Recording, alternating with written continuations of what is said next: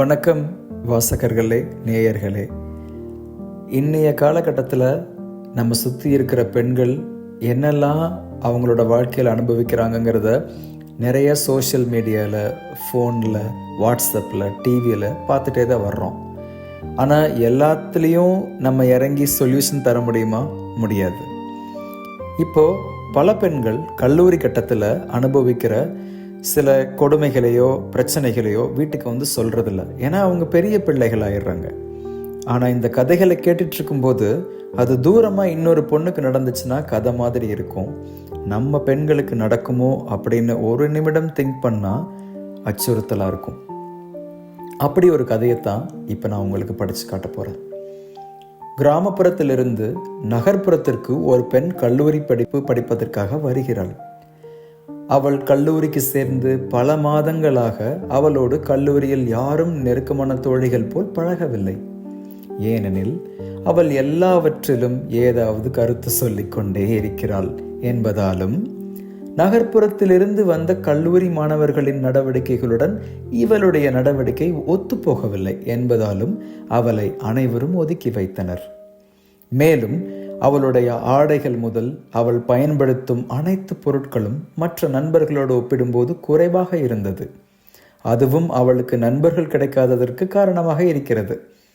பல மாதங்கள் கழித்து அவளுக்கு 3 தோழிகள் கிடைத்தனர். இவள் நன்றாக படிப்பதால் அந்த மூவரும் இவளிடம் ஆரம்ப காலத்தில் படிப்பை பற்றி பேச ஆரம்பித்து பிறகு இவளோடு தோழிகள் ஆகிவிட்டனர். ஒரு முறை இவள் தோழியில் ஒருத்திக்கு அந்த வகுப்பில் படிக்கும் ஒரு பெண்ணின் ஆண் நண்பன் மூலமாக ஒரு சிறிய அளவிலான போதைப் பொருள் ஒன்று அவளுக்கு கிடைத்தது. அவள் தோழிகள் மூவரும் முதலில் விளையாட்டாக அந்த போதைப் பொருளை பயன்படுத்தினர். பிறகு அதுவே அவர்களுடைய பழக்கமாகிவிட்டது. அவர்களால் அந்த போதைப் பொருளை பயன்படுத்தாமல் இருக்க முடியாத அளவிற்கு அவர்கள் காலப்போக்கில் அதற்கு அடிமையாகிவிட்டனர். இந்த பெண் அவள் தோழிகளிடம் இதெல்லாம் தவறு என்று பலமுறை கூறியும் அவர்கள் கேட்கவில்லை.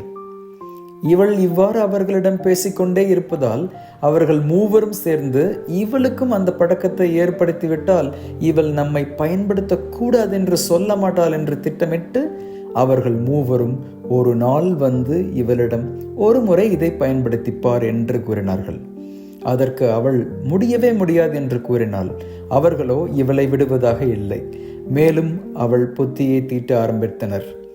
நாங்கள் இதை பயன்படுத்தியதிலிருந்து எங்கள் மன அழுத்தம் குறைந்து விட்டது. ஒரு முறை முயற்சி செய்து பார் என்று அவளை கட்டாயப்படுத்தினார்கள். ஆனால் இவள் முடியவே முடியாது என்று கூறி அந்த இடத்திலிருந்து சென்று விட்டாள். அதற்கு பிறகு அந்த தோழிகள் மூவரும் இவளிடம் சரியாக பேசுவது கிடையாது. இப்பொழுதெல்லாம் முன்பு போல் அனைவரும் ஒன்றாக சேர்ந்து படிப்பதும் கிடையாது. மீண்டும் அவள் தனியாக இருக்கிறாள். தோழிகளின் நடவடிக்கையால் மிகுந்த மனவேதனையோடு ஒரு நாள் வகுப்பில் அழுது கொண்டே உட்கார்ந்திருந்தாள். அப்போது மனதில் ஓடிய பல எண்ணங்களை நினைத்து பார்த்தாள். இதை பயன்படுத்தினால் தான் நமக்கு தோழிகள் கிடைப்பார்கள் என்றால் இதை நாம் பயன்படுத்தலாமா? இல்லை, யாருடைய நட்பும் தேவையில்லை என்று விட்டுவிட்டு படிப்பில் மட்டும் கவனம் செலுத்தலாமா? இல்லை, யாராவது ஆசிரியர்களிடம் தன் தோழிகள் இந்த மாதிரியான போதைப் பொருட்களை உபயோகப்படுத்துவது பற்றி சொல்லிவிடலாமா என்று அவள் மனது குழப்பத்தில் இருக்கிறது. இந்த சூழ்நிலையில் அவள் இருந்து மீண்டு வர நீங்கள் அவளுக்கு என்ன அறிவுரை கூற விரும்புகிறீர்கள்? உங்கள் அறிவுரை இன்று தூரத்தில் இருக்கும் ஒரு பெண்ணுக்கு அளிப்பது நாளை பக்கத்தில் இருக்கும் ஒரு பெண்ணுக்கும் கூட நேரலாம். நன்றி.